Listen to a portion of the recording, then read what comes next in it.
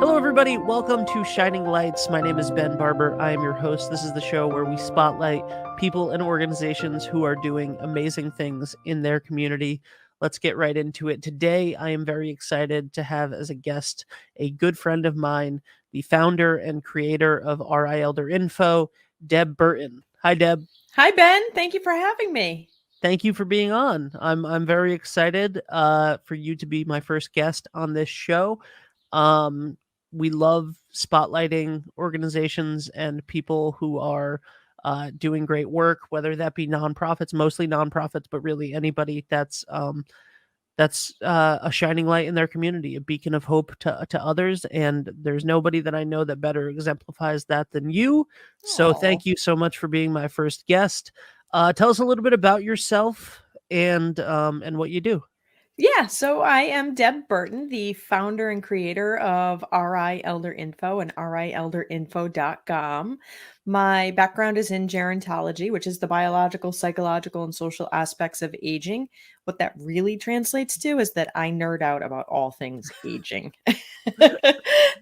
So, we work to get the information that people need in order to be able to age independently or support their loved ones who they might be caring for who are aging. I love what I do. It's amazing, and you're wonderful at it.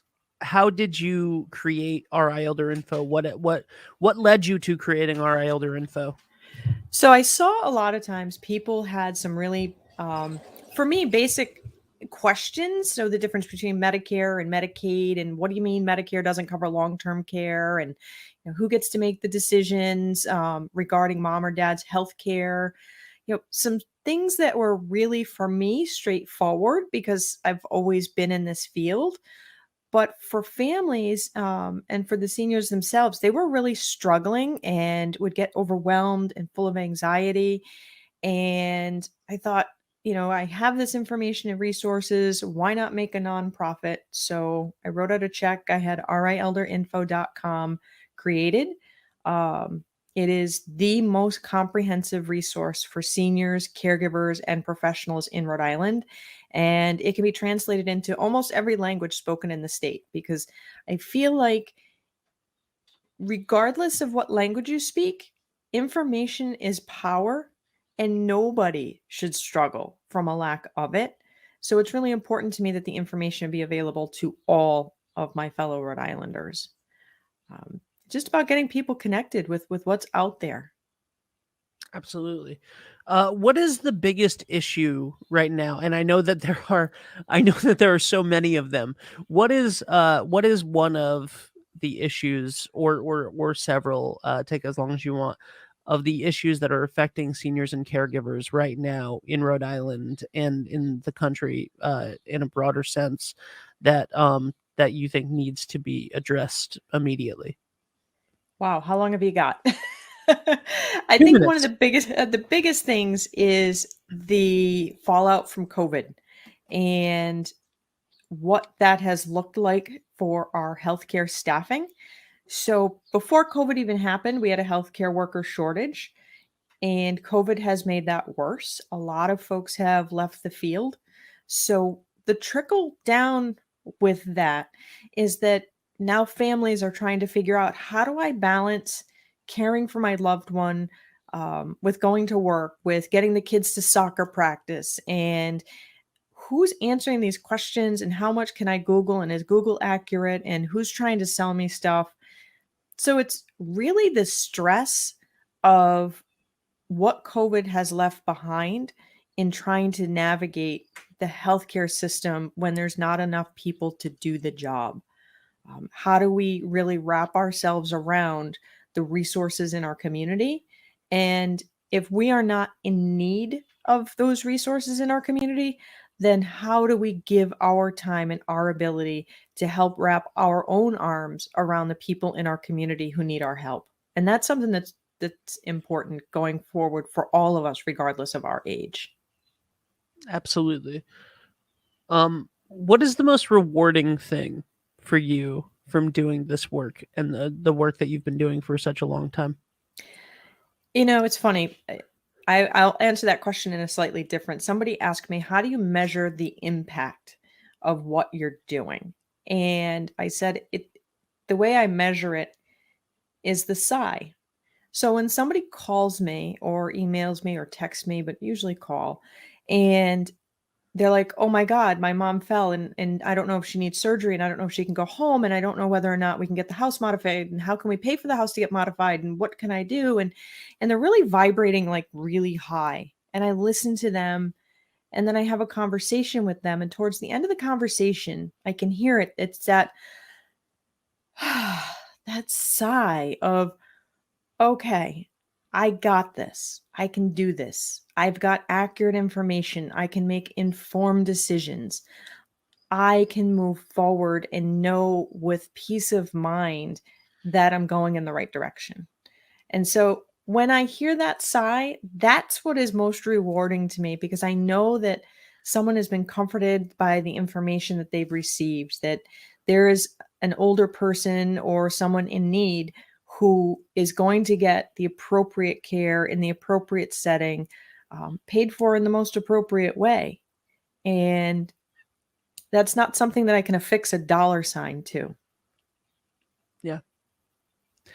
Uh, I want to say before I get to my last question, I just want to say thank you on a personal level, because I've been that person on the other end of the phone with you before. When I first met you, roughly around the time I first met you, COVID had started, and my parents had gone into the nursing home just before COVID for rehab. And then I had to, this was before I met you, we had to make the decision of, is it safer to keep my dad in the nursing home, or to, my mom was staying, but was it safer to keep my dad in the nursing home or to bring him out and try to care for him at home with COVID going on? And this was like late April 2020. So it was extremely, extremely scary. And the decision was that it would be better for them to stay together and whatever, but it was not made with any forethought of Medicaid. It was not made with any forethought of what that meant to their house. It was not made with any forethought of what that meant for me and their bills and financially and all of that stuff. So when I got around to talking to you about it, when I met you and we developed a friendship while working together, I had a conversation with you about it, and then like the week after that, my dad got sick and passed away, and then you were the first person that I called about, okay, well, what does this mean now? Like, what does this mean about his 401k, about his about the house, about whatever. And then like before I could even settle any of that, my mom passed away of COVID. Um and this all happened within 3 months of each other, and it was ridiculous. And I was one of those people who called you uh stressed out of their mind, and by the end of the phone call, and you didn't necessarily have every answer for me, but you had comfort and you had the knowledge of where I can find the answers. And those two things combined, I can fully attest to having the sigh at the end of the conversation with you of, things are going to be okay, and it's too complicated, but it's not undoable. And that's a gift that you give others, that I just want to say thank you for. Um, how can we help? And I say we in the general terms. How can we as a society help the mission that our Elder Info has of giving a better, more equitable life for seniors and caregivers? And first, I want to say it's always my honor to have helped you, because I don't ever claim to have all the answers. But I can definitely point you in a direction. I'm not an estate planner, I'm not an elder law attorney, I'm not a financial advisor, but I can point you in directions to get you to where you need to go, so that, like you said, it's not undoable, and that you have someone who will walk that path with you. So I Yeah, really appreciate your words, Ben. thank you. Um, I appreciate you. In order to do what we do, RI Elder Info gets sponsors and donors, that kind of thing, in order to keep us going from a financial standpoint.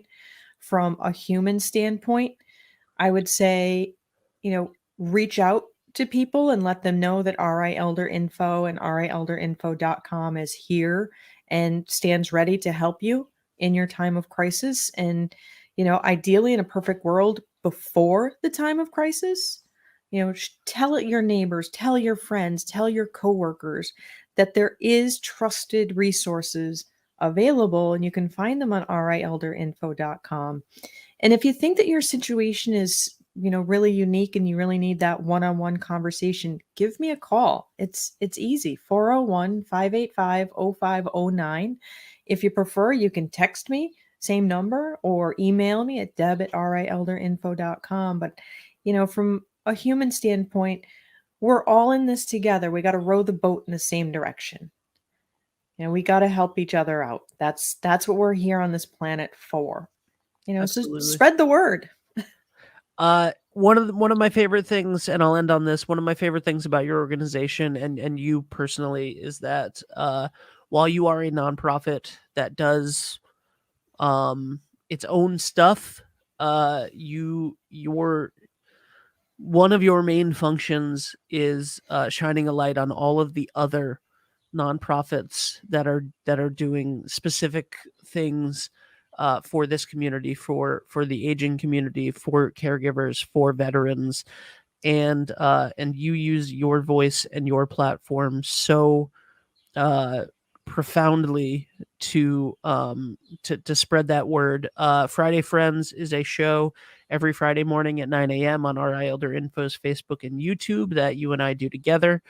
And I use that term loosely. I'm just behind the scenes pulling strings, but you get the entire cavalcade of organizations and specific needs organizations that are on there, and then you so expertly direct people towards them and help promote them, and that's a wonderful thing to do. And in a world where businesses and nonprofits compete with each other as if they were businesses, your altruism shines through, and I just want to I never stop singing your praises enough. Thank you, Deb. And can you let everybody know one more time where they can find out more info about RI Elder Info? Yes, they can go to rielderinfo.com. We are a 501c3 nonprofit here in Rhode Island. You can find us on the RI Elder Info Facebook page and YouTube pages. Like Ben said, we do a ton of resources live streaming there, so people can get the information on demand. You can always call me at 401-585-0509. You can text me at the same number. And you can also email me at deb@rielderinfo.com. I'm always happy to return your calls, your emails, any way that you reach out to me to help folks get connected to the information and resources that they need to stay independent. We are all in this together. We got to row the boat in the same direction. We got to help each other out. And so, yeah, I support the other nonprofits and people doing cool stuff out there that are enabling us and empowering us to age independently. Absolutely. And all of the information that Deb just talked about is going to be in the description of this episode. Deb, thank you so much, and I will talk to you soon. Thank you very much, Ben, for this opportunity. I hope you have a great day, and I hope all your viewers have a great day. Thank you. She is amazing. RI Elder Info is amazing. Like I said, click all of that information down in the description of this episode, this video, this podcast, however you are consuming this. And I just want to say thank you. If you know of a person or organization that is a beacon of hope in your community, please let me know, because I would love to talk to them.